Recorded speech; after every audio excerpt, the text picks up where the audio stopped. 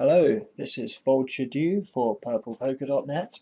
Today I'm going to talk about why it's so important to be shoving wide in multi-table sit-and-go tournaments, and all sit-and-goes actually, especially when your stack starts to become short. Here I'm actually recording over the top of a video I previously recorded, but just adding commentary to it. So in this example I have Jack Queen. And it's important to note here to calculate how many big blinds I have. You do that by taking your stack size and dividing it by the big blind, so that would give me 7.7. But the crucial thing is that when antes are involved, which as we can see there's an ante of 1,000, which means that every single hand 1,000 chips goes from each player's stack into the middle here.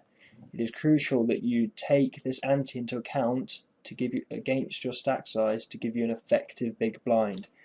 You calculate this by dividing this ante by 2/3, adding it to the big blind, and then take it into account of your stack. So in this situation, we can see there's an 8,000 ante, which gives 5,280 as 2/3 of that. You add it to the big blind, and then we're going to divide our stack by 15,000.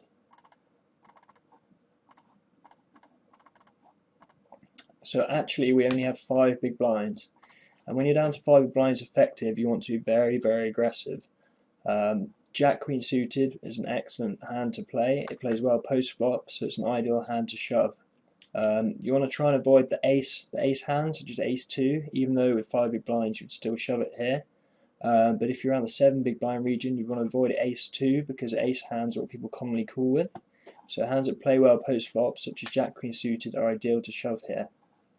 And also take into account the fact that I only have 77,000 chips before I shove, and look how much one shove makes a difference.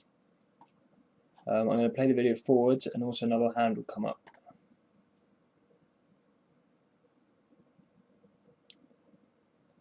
So here we go.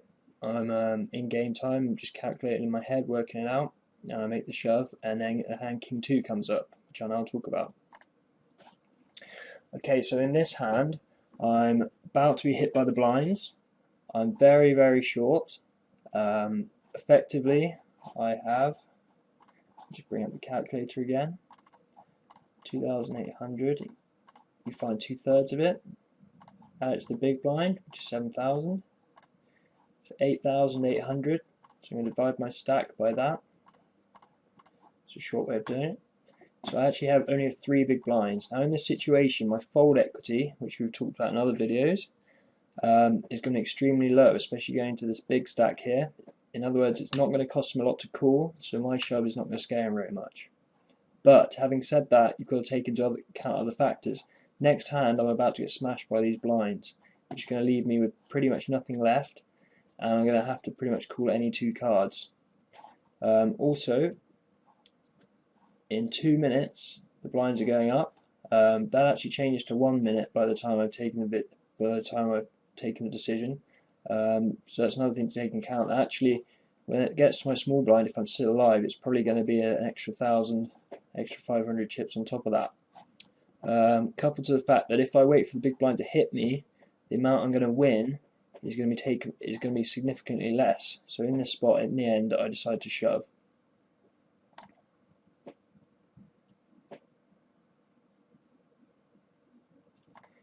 Okay, so this was the result of the previous hand, the Queen Jack suited on another table, and if you remember I was on 77,000 chips, and now actually look, just that shove gave me 23,000 chips without me even having to see a showdown, so I added over 1/3 to my stack, which is a huge amount. In this example, I've made the shove.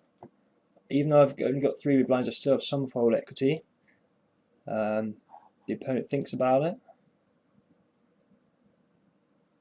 and in the end he folds, and my stack's gone up to 40,000. So I've added 13,000 chips to my stack without even having to go to showdown. So it shows how powerful shoves are and how you need to be shoving wide when you get very short.